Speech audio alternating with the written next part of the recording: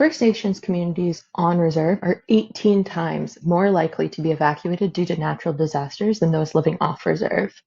This indicates a large need for emergency preparation and management in Indigenous communities. One approach to do this is through sustainable hazards mitigation, which aims to reduce community vulnerability through improving access to information and public participation. The current natural hazard resources rarely work within Indigenous contexts. Increased evacuation risk, colonialist systems, generational trauma, and other reasons make Indigenous peoples disproportionately vulnerable to natural hazards and their response, but little has been done for pre-event support. This brings us to a very brief overview of Mistawassus. They're a First Nations community about 120 kilometers north of Saskatoon with a pre-established relationship to SENS through previous work on flooding.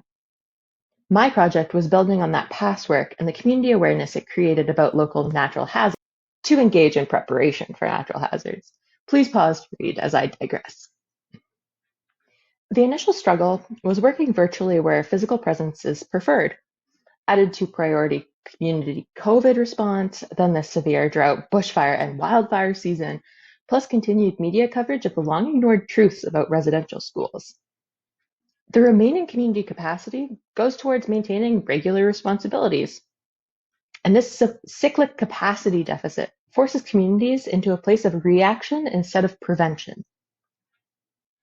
This capacity deficit is reflected in natural hazard research worldwide, as developing relationships and participating takes time and resources already over-demanded in Indigenous communities.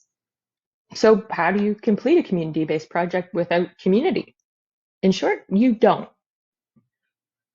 What you can do is provide a foundation to build upon, increasing community capacity for when participation is possible.